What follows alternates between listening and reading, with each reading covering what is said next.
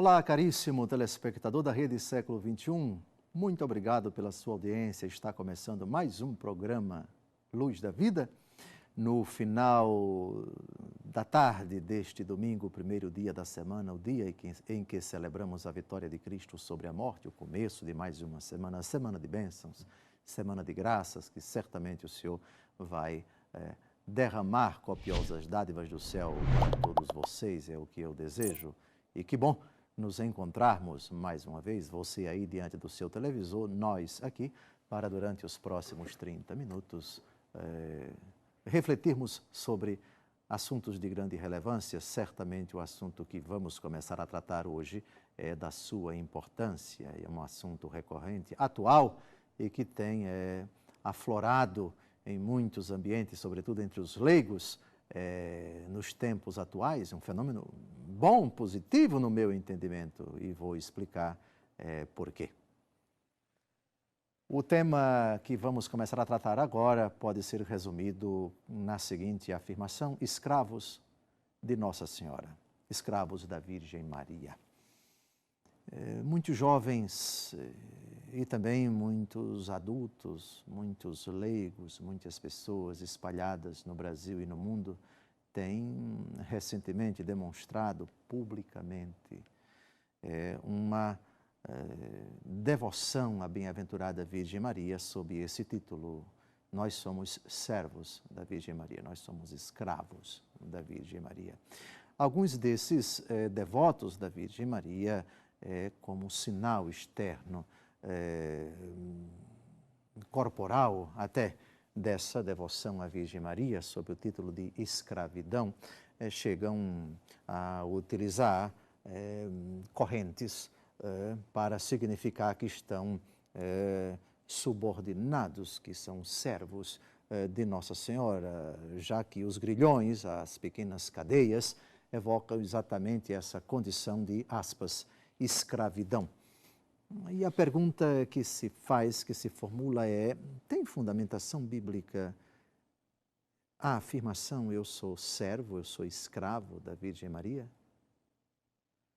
Tem fundamentação bíblica você dizer que é escravo de uma criatura, dado que foi para a liberdade que Cristo nos libertou, diz a carta aos Gálatas, capítulo 5, versículo 1?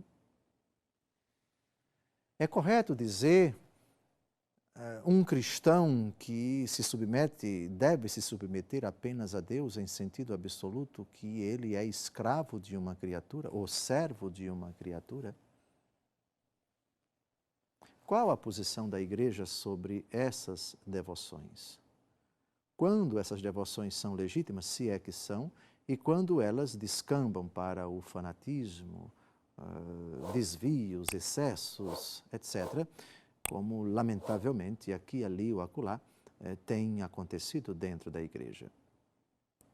O fenômeno existe, é fundamentalmente bom, porque denota uma característica da catolicidade.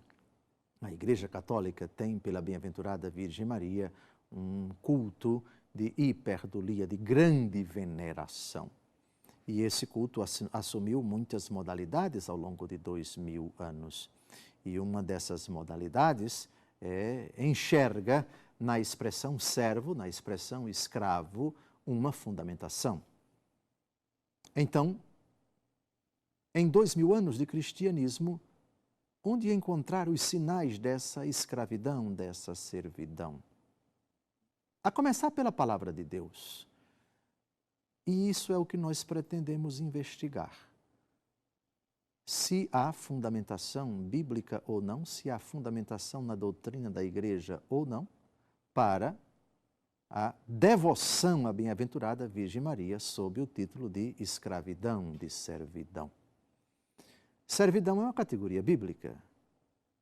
Escravidão é uma categoria bíblica. Na verdade, servo e escravo são sinônimos. Dizer que é servo é dizer que é escravo. Nos lábios de Jesus, como essas categorias se articulam? Nos lábios da Virgem Maria, como essas categorias se articulam? Nos documentos dos apóstolos, existe fundamentação para dizer que uma criatura é escrava de outra é serva de outra? A resposta é sim. Essa afirmação, essa sentença, essa proposta de vivência do seguimento de Cristo numa relação toda especial, toda peculiar com uma criatura, tem fundamentação bíblica e tem fundamentação na doutrina da igreja, sim. Já antecipo aquilo que nós vamos investigar neste e nos próximos programas.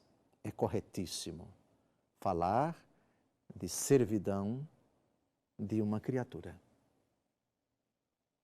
Somos servos uns dos outros. Somos escravos uns dos outros. Eu estive no meio de vós como aquele que serve. Eu lavei os pés de vocês para dar o exemplo, para que vocês façam o mesmo.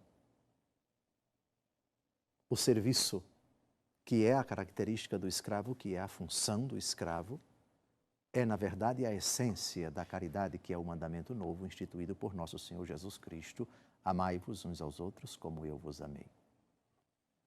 Portanto, constatando esse fenômeno pastoral, os próximos programas que vamos desenvolver aqui têm essa finalidade: investigar de forma imparcial, à luz da palavra de Deus e da doutrina da Igreja, a fundamentação para essa afirmação, que, diga-se de passagem, não é nova, é tão antiga quanto a Bíblia, nós vamos perceber, e ao longo da história da Igreja, digamos assim, até congregações, ordens religiosas foram erigidas sob esse título. Quem não conhece, os servitas, a ordem dos servos de Maria, cuja devoção é exatamente essa, nós somos servos de Nossa Senhora, estamos a serviço dela, e isso de forma alguma obscurece o serviço, a submissão que nós devemos prestar a Deus, submissão de adoração, pois só adoramos o Pai, o Filho e o Espírito Santo. No final dessa série de programas, nós vamos tratar do relacionamento dos que se dizem servos de Nossa Senhora, escravos de Nossa Senhora, e o magistério da Igreja, a autoridade dos bispos, que tem o carisma da presidência, do discernimento, da vigilância, e que são, por força de ofício, chamados a, em certas ocasiões, a coibir determinados excessos, a proibir determinadas atitudes que podem pôr em risco a boa ordem da comunidade cristã. E, nesse sentido, uma outra tomada de posição dos sucessores dos apóstolos que tem suscitado determinadas perplexidades, vamos tratar desse assunto. É legítimo que os bispos, diante de excessos, diante de desvios de natureza devocional, da religiosidade popular, de certas práticas na sua diocese, que não são muito claras, não são muito condizentes com a autêntica piedade católica e especificamente mariana, é legítimo que eles tomem certas medidas proibitivas, nos seus limites, sem dúvida alguma. Os vigilantes da igreja, aqueles que têm a supervisão, e essa é a etimologia da palavra bispo, o que tem a supervisão, o episkopos, o que tem a supervisão, tem o direito e às vezes o dever de tomar determinadas medidas, de impor, de proibir até determinadas atitudes que põem em risco, como já disse, a boa ordem do povo de Deus.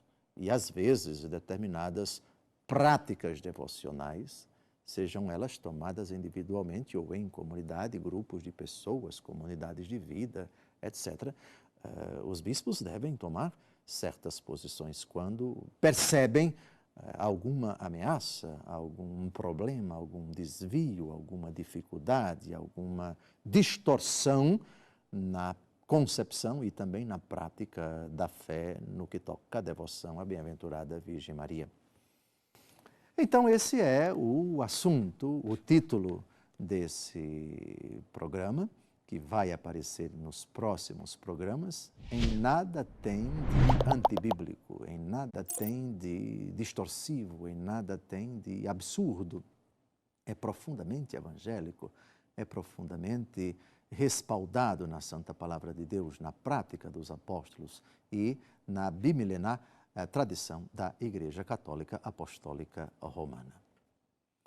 Nós pretendemos, antes de tudo, e vamos começar a fazer isto já a partir do segundo bloco, investigar na Palavra de Deus o sentido dessa palavra, escravo ou servo, que é a mesma coisa.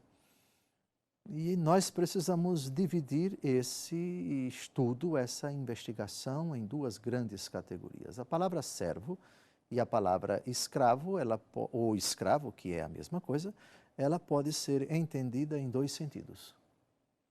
O sentido próprio e o sentido figurado. O que é o sentido próprio? É o sentido que uma língua, que uma cultura, que um povo atribui no sentido estrito àquela palavra. Então, quando se fala escravo, a primeira coisa que se vem à mente, que é uma realidade que não existe nos dias de hoje, pelo menos no Brasil, de forma oficial, é de uma pessoa que é quase que um animal, quase que uma coisa, uma propriedade de outra pessoa, que não tem vontade própria, o seu papel é obedecer, a cumprir as ordens do seu senhor, etc. A escravidão era uma realidade pacífica no Antigo Testamento e também no Novo Testamento. Falar, então, de escravidão no sentido estrito é se referir a uma pessoa que não tem a dignidade de uma pessoa livre, é uma propriedade de outra. Assim como um animal doméstico pertencia a alguém, esse cachorro é meu, etc. Esse escravo é meu porque eu comprei, ele é propriedade minha, é a mentalidade que subjazia, tanto no Antigo Testamento como no Novo Testamento, com relação aos seres humanos que eram escravizados. O Brasil viveu durante muitos séculos o sistema da escravidão, que foi abolido no ano 1888 com a Lei Áurea, pelo menos oficialmente.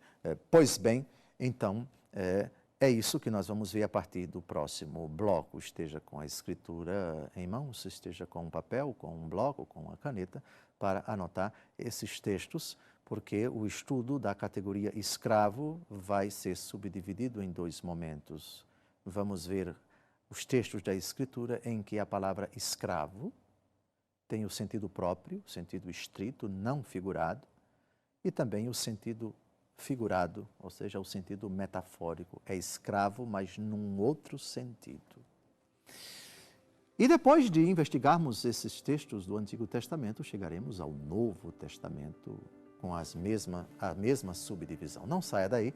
No próximo bloco, começaremos a investigar o argumento da escravidão e do escravo no Antigo Testamento e no Novo. Até logo mais. Como eu havia prometido, nós vamos agora dar um saltinho ali no Antigo Testamento para ver o sentido próprio que se deve dar ao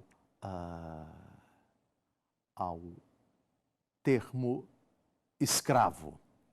E o primeiro texto que vem à mente, antes de falarmos do Antigo Testamento, onde essa expressão se encontra em sentido metafórico, é o sentido estrito. Eu terminei o primeiro bloco falando que o sentido estrito do termo escravo é aquele ser humano que era comercializado como se fosse uma mercadoria, como se fosse um produto. Se comprava na feira, a feira dos escravos, e ele era levado para o seu patrão e era posse do patrão. E não tinha vontade própria, vivia para trabalhar para o patrão. Era um ser humano, mas, digamos assim, um ser humano de segunda classe, de segunda categoria. Não tinha a dignidade dos donos da casa, dos membros da família. E é esse sentido estrito que Jesus utiliza no capítulo 24 do Evangelho segundo Mateus. Vamos ao texto. Quem é, pois, o servo fiel e prudente que o Senhor constituiu sobre os de sua família, para dar-lhes o alimento no momento oportuno? Bem-aventurado aquele servo a quem seu Senhor, na sua volta, encontrar procedendo assim. Em verdade vos digo, ele o estabelecerá sobre todos os seus bens. Mas se é um mau servo, que imagina consigo, meu senhor tarda a vir, e se põe a bater em seus companheiros, e a comer e a beber com os ébrios, o senhor desse servo virá no dia em que ele não o espera e na hora em que ele não sabe, e o despedirá e o mandará ao destino dos hipócritas. Ali haverá choro e ranger de dentes. Esse texto, obviamente, é uma parábola. E toda parábola, que é mais ou menos como se fosse uma metáfora, não pode ser interpretada ao pé da letra. Existe uma mensagem transcendental que ultrapassa o significado das palavras, mas Jesus aqui faz uma comparação tirada da convivência, da experiência do seu tempo. O patrão, o senhor, e os servos. Servo no sentido estrito, como devia ser compreendido, como era compreendido naquela época, como eu falei ainda há pouco. Esse é o primeiro sentido da palavra servo, o sentido estrito, o sentido próprio. Não é esse o sentido utilizado na expressão servos de Nossa Senhora. No sentido próprio, não somos servos nem de Deus, de ninguém. A escravidão é uma condição, hoje nós sabemos, degradante, porque o ser humano é reduzido à condição de coisa, não de pessoa. Não tem direitos, não tem dignidade, não tem absolutamente nada. É uma coisa, é uma propriedade, é uma posse do seu senhor, que o comprou e tem um direito sobre ele, inclusive até de dispor, em certas situações, da própria vida do escravo. Matar um escravo, houve épocas no Antigo Testamento em que isso nem pecado era. Não é esse o sentido da expressão escravo de Nossa Senhora. É o sentido metafórico.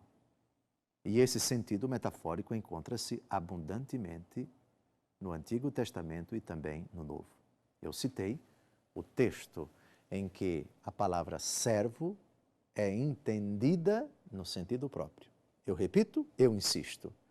Nós devemos ser servos uns dos outros, mas não em sentido próprio, em sentido figurado. Ou seja, da prática da caridade. E a caridade é essencialmente serviço. Agora nós vamos ao Antigo Testamento, depois ao Novo, para investigar o segundo sentido da palavra servo, o sentido figurado. E logo no Antigo Testamento nós percebemos que qualquer um podia se chamar a si mesmo, por delicadeza, de servo das outras pessoas.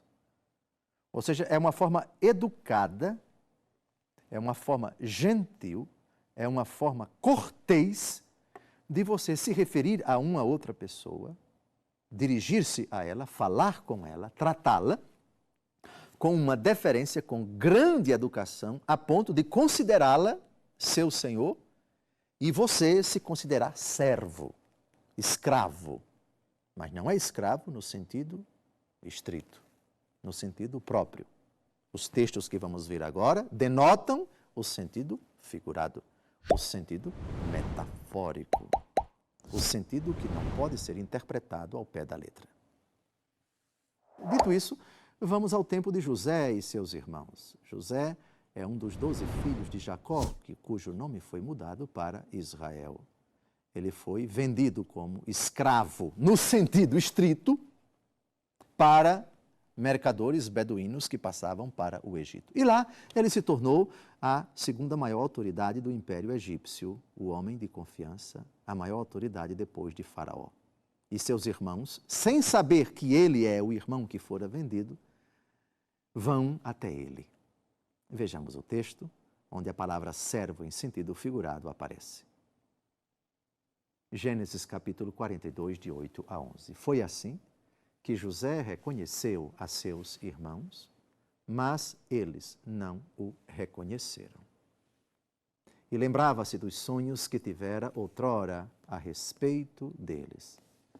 Disse-lhes: vós sois espiões, viestes explorar os pontos fracos do país. Não, meu senhor, responderam. Teus servos vieram comprar víveres. Somos todos filhos de um mesmo pai. Somos gente honesta. Teus servos não são espiões. Uma expressão educada, uma expressão polida, que, por delicadeza, ressalta a dignidade do dialogante e coloca em posição inferior aquele que está falando. Mas aqui, servo no sentido figurado. Vamos a outro texto. Ainda no diálogo de José com os seus irmãos. O diálogo avança e José se dá a conhecer, e é nesse contexto que nós citamos Gênesis 43, de 26 a 28. Vamos ao texto. Logo que José entrou em casa, ofereceram-lhe os presentes que tinham trazido, prostrando-se diante dele até a terra. Ele perguntou pela saúde deles e ajuntou: vosso velho pai, do qual me falastes, vai bem? Ainda vive? Teu servo, nosso pai, está passando bem e vive ainda, responderam-lhe, inclinando-se até o solo. Aqui uma coisa muito importante também que eu gostaria de acrescentar a determinadas pessoas que dizem os católicos se ajoelham diante de imagens, se ajoelham diante do bispo na ordenação de isso, daquilo, na ordenação diaconal, na ordenação presbiteral. Ajoelhar-se diante de uma criatura é um gesto que necessariamente não significa adoração. É um gesto de deferência, de reverência também à autoridade que está ali. E chamar a pessoa de senhor e se considerar como servo, e chamar o pai de servo, como os irmãos de José estão chamando o seu velho pai que se encontra em Israel, não significa dizer que são escravos no sentido estrito. É tão importante você investigar as Escrituras para compreender o sentido que se dá a um determinado gesto e o sentido que se dá a uma determinada palavra. Portanto, cuidado com a expressão servos de Nossa Senhora. Servos no sentido metafórico, servos no sentido figurado. Moisés também aqui diante dos seus comandantes. Vamos ao livro dos Números, capítulo 31, versículos de 48 a 49. Os comandantes das tropas do exército, os chefes de milhares e de centenas, aproximaram-se então de Moisés e disseram-lhe: teus servos fizeram a conta dos guerreiros que estiveram sob o nosso comando. Não falta nenhum sequer.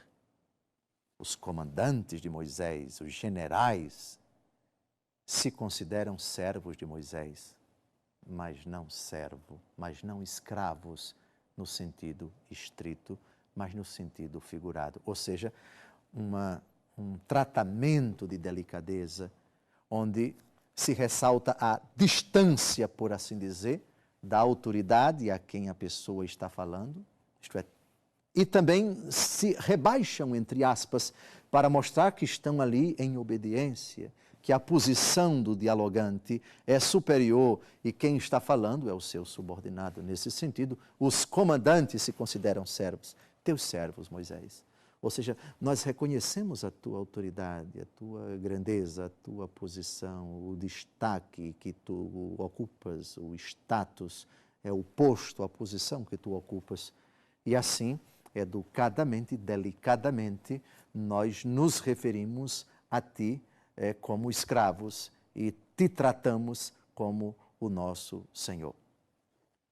Compreender isso é muito importante. Mais para frente, quando nós tratarmos Nossa Senhora de Senhora, atenção, Nossa Senhora.